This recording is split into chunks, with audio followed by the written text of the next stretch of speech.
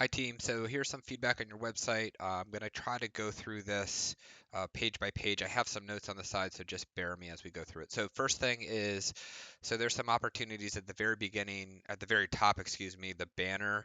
It feels like a stock image. I think it probably is. It also doesn't relate to your product, so consider changing that at the very top. The icon image, the picture frame there is it distracts. I know why it's there. I appreciate that it's the favicon in the for your site, although I don't actually see it in the site up there, but I understand why it's there, but it's also distracting. So consider whether you want that in Notion. The pitch video right here is left blank. Make sure that you have a starting image there, and the difference between sort of the pitch image and then what you have here feels funny. So, choose one or the other, but definitely for your video, make sure that you have an image in there so that we can see that. Let me see anything else here. So one of the things that is really sort of challenging about this is you have this nice table of contents here, which sort of links to everything. But I'm not sure that the way that you have this all laid out as just a big sort of all the things is the right way to go in terms of navigating it. You may want to look at the community signs group to see how they set this up. At least with an accordion style, you can open and close these things. Right now, everything is open.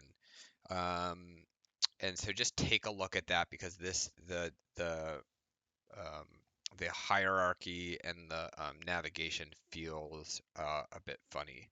And then also this in the summary, you have a ton of text here, and then an image. The image could use a caption, but there's a lot of text. And what's the way that you can do like a TLDR at the beginning before you have all this text? Think about the design of the text. Uh, and then also really look at the way that you're um, writing these in terms of like there's a lot of linking verbs. Is focused, is you want to use present tense action verbs. And then finally, for up here, you really want to have something like a stated goal, um, a very clear, complete sentence, and you probably would want that instead of your team, just something that's very like sort of concise to the point. All right, so now those are sort of the opportunities. Uh, one of the thing, One of the things for the summary before we get on an introduction again, I really like this. We believe augmented reality bridges the gap between Grand Park's wonderful green spaces and opens them to immersive digital experience centered around the sharing of art. I thought that was like a really good um, opportunity for a clear statement, but maybe you have a better one. And then also sort of for this image here, before and after. So we get to the introduction. Again, this is probably a better spot for your team, but then you have all this stuff bolded here. We need consistency with the typography. So I'm fine with these being bolded, but like why the whole thing bolded? Artists and art enthusiasts, you have some really good content about why those audiences. And the mission and vision here are good. Another great sentence here. We envision a park where art and the environment come together to cultivate connection, explore new perspectives, and celebrate the diversity of Los Angeles. Again, that's another really good sort of sentence that you could lead with. Um, so this needs problems. I think that's fine, but the thing that I would consider doing is so it's a bulleted list, but with keywords, so that that we can skim these. And so an example would be, so for here, the cost of artists present their work is the cost for grant to present their work. Writing something like um, uh, high cost, low, or prohibitive cost, something like that. That's a bolded thing. And then you have here, no calls for action, um, limited AR, um, many Angelinos. Something like so that you have a keyword that you can use, and then that's bolded so that you can skim it, and then a colon, and then afterwards you can sort of see these things. So that's going to make that read a little bit better. For these goals and objectives, these are fine. The problem is you have like here's one goal, here's drive traffic, demonstrate financial viability. You don't have any sort of, you have two images here, an image here and an image here, but there's no consistency here. Um, and so I have a third image. Also, again, you may want to bold this like interactive augmented reality prototype for park visitors, bold that, and but then give us a sentence or two on how that relates again to the needs or problems that was listed in the rubric of how do you track the goals and objectives to the needs and the problems. Okay, so research. Um, so I started clicking into this. I thought this was really great, all this work that was done in here. So well done, whoever did this. Um, let me see. Let me just. I had a note in here about. See if I find it. Apologies. This is just how we're doing this. I had a note in the research here. I liked the unanswered questions, miscellaneous notes, and overlay projects. So I thought this stuff was like, I thought this was really um, good, and I thought that partnerships was one of the stronger um, examples of partnerships in the class. And again, like the thing that I like about this sort of um, uh, this this apparently I've lost the ability to speak, is that it's detailed and also it has links.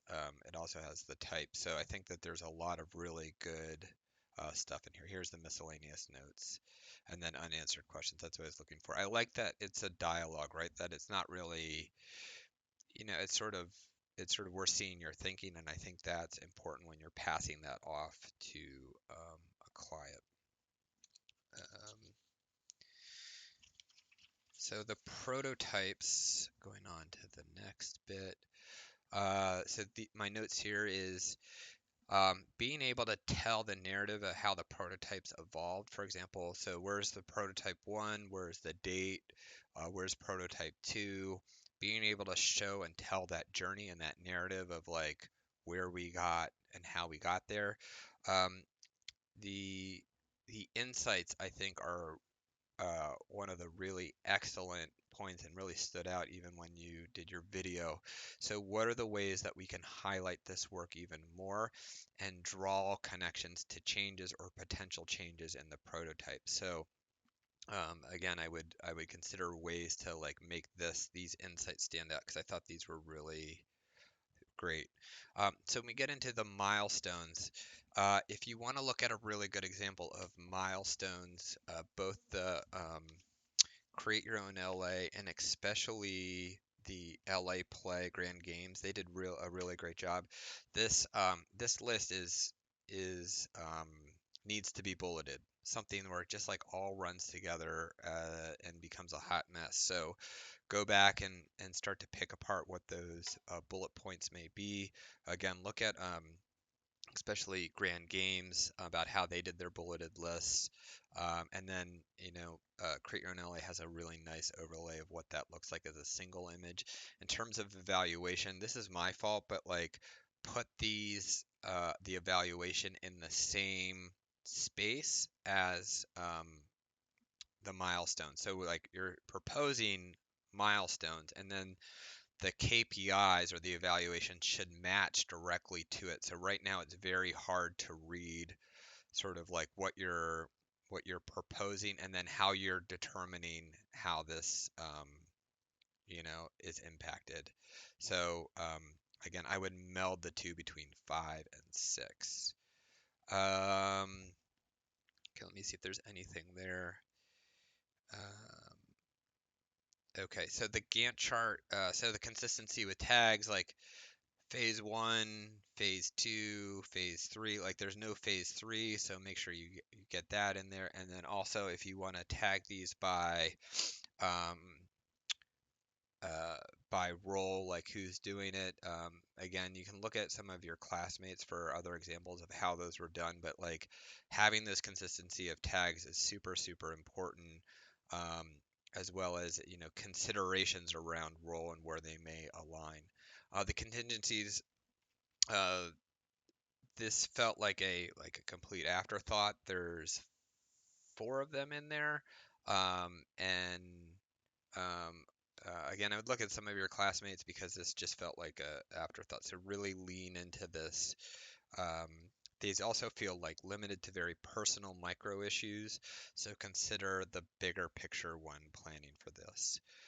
The estimates, they feel accessible. One of the things that I have here is where's the wage effort for folks putting this together, because that's a hidden cost. I wouldn't want you to sell your work short. The executive summary here feels very much out of place. Um, and then, with a cost projection, is this like the good?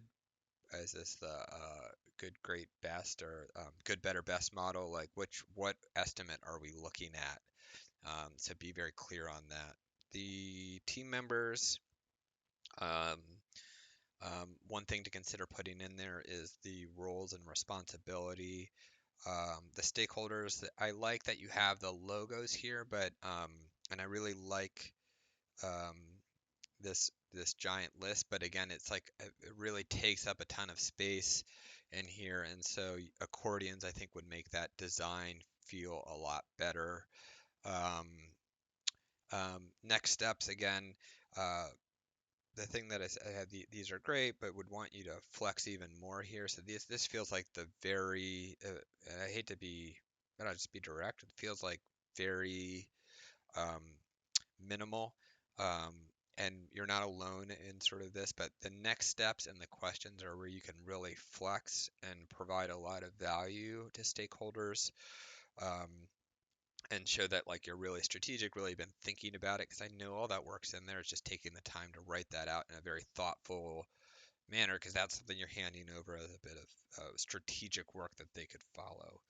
Um, and then um, and then the appendix. So again, like these are great. Like these feel like cards, and then but this look and feel is not consistent with what's up here, and so find ways to be consistent in your appendix. So that's a place to start. If you have any questions, please reach out.